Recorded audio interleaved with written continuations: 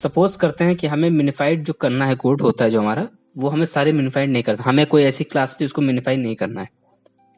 हम नहीं चाहते हैं या फिर ऑफस्केट नहीं करना चाहते हैं, ठीक है, सिंपली कि जैसे हम नहीं चाहते कि हमारा जो जो डाटा क्लास है उसका नाम चेंज करे। जैसे कि यहाँ पे मैंने कोट्स मॉडल बना रखा है, तो अगर मैं नहीं चाहता, ये कोट्स मॉडल की बेसिकली ये जो फाइल नेम होगा इसको ये चेंज कर देगा, तो मैं नहीं चाहता कि इसको चेंज करे, वेरिएबल को मेरा चेंज करे, मैं नहीं चाहता इसको चेंज करूँ, क्योंकि ऐसा हो सकता है केस में होगा कि मैं जब एपीआई कॉल करूंगा तो मुझे यहाँ पे जो वेरिएबल का नेम है वो बेसिकली वही भेजना है जेसन में, ताकि जो हमारा जेसन का रिस्पॉन्स हो या फिर जेसन में अगर हम पोस्ट कर रहे हैं डाटा, तो वहां पे जो हमारी फाइल नेम जाए वो वही जाए जो हम वेरिएबल में चाहते हैं, ठीक है। तो उस डाटा जो हमारा है वो बेसिकली वही हो। तो इस केसेस में क्या करते हैं कि हमें नहीं चाहते हम कि इस पे वो ऑब्फस्केट का कोड लगे इस पर्टिकुलर क्लास पे, तो हम क्या करेंगे, इसमें सिंपल सा बहुत ईजी है, आपको बस क्या करना है, ऐड एनोटेट करना है और कीप, ये आपका एनोटेशन है सिंपल। इसमें क्या है, इससे क्या करेगा, इस पर्टिकुलर जो डाटा क्लास है इस पे ऑब्फस्केट नहीं अप्लाई होगा, ठीक है। अब हमारे पास बहुत सारी मॉडल क्लासेस हैं, आप कहेंगे कि हमारे पास बहुत सारे डाटा क्लास हैं जिसमें हमें ये हम करना है, तो क्या हम हर एक पे जाके एनोटेट करें बेसिकली, तो आपको हर एक पे जाके एनोटेट नहीं करना है, आपको कुछ नहीं करना है, नीचे आना है, यहाँ पे आपको प्रोगार्ड रूल्स डॉट प्रो फाइल मिलेगी, आपको यहाँ पे जाके सिंपली हाइफन इस्तेमाल करना है, कीप करना है, ओके वेट, थिंक हाँ कीप, देन आपको कुछ नहीं करना है, यहाँ पे कॉम डॉट जो आपका हाइफन कीप इस्तेमाल किया उसके बाद सिंपल क्लास, और यहाँ पे फिर आपको आपका जो भी com dot example dot codes app dot, अब यहाँ पे आपको जो भी क्लास आपको करनी है वो बेसिकली आप यहाँ पे कर सकते हैं, जैसे कि मैंने यहाँ पे कोड्स ऐप लगा, तो अब इस पर्टिकुलर क्लास पे यहाँ पे ये काम नहीं करेगा, ठीक है। अगर मैं चाहूँ तो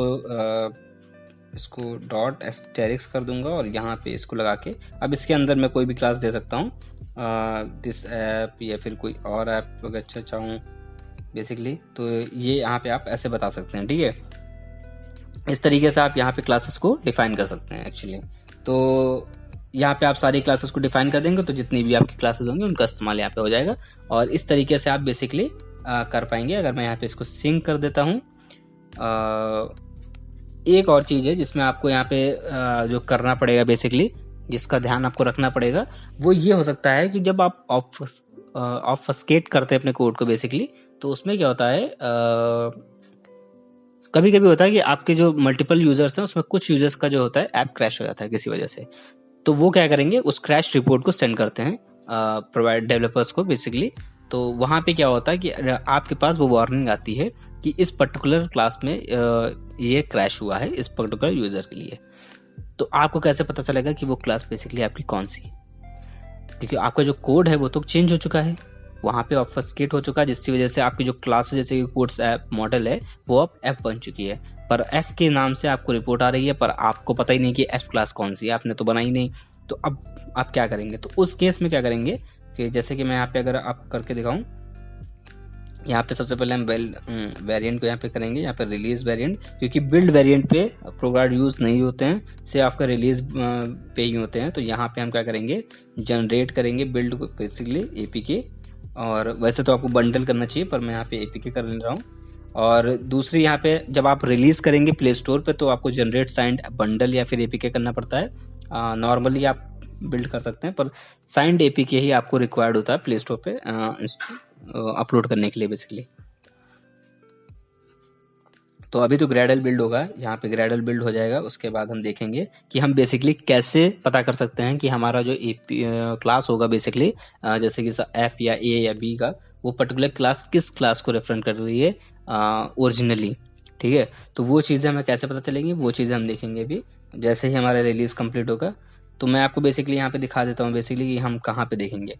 यहाँ पे आप जब आएंगे तो यहाँ पे आपको ऐप मिलेगा, इस ऐप के अंदर बिल्ड होगा, बिल्ड के अंदर आउटपुट्स के अंदर यहाँ पे अभी कुछ चीज़ें आएंगी जो कि हमें दिखेंगी। ओके वेट, तो अभी आप देख सकते हैं कि हमारा जो एपीके है वो बेसिकली जनरेट हो चुका है। तो अब app factor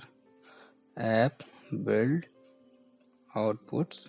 now you can see the this folder mapping. तो यहाँ पे आप जब जाएंगे तो आपको यहाँ पे दिखेगा mapping.txt। तो इस फाइल में आपको बेसिकली जो जो आपकी क्लासेस जिस जिस नाम से यहाँ पे चेंज हुई है वो आपको दिखेंगे। जैसे कि यहाँ पे आप देख सकते हैं मैंने यहाँ पे एक व्यू मॉडल स्टोर बना रखा था, तो वो अब चेंज होके क्या हो गया 0।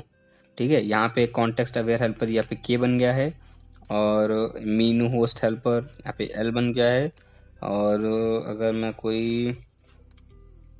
ओके तो जो भी आप देख रहे हैं यहाँ पे क्लासेस, सिंपली वो सब जो क्लासेस हैं वो बदल के बिल्कुल डिफरेंट नाम हो गया है उनका। तो इस तरीके से बेसिकली आप देख सकते हैं कि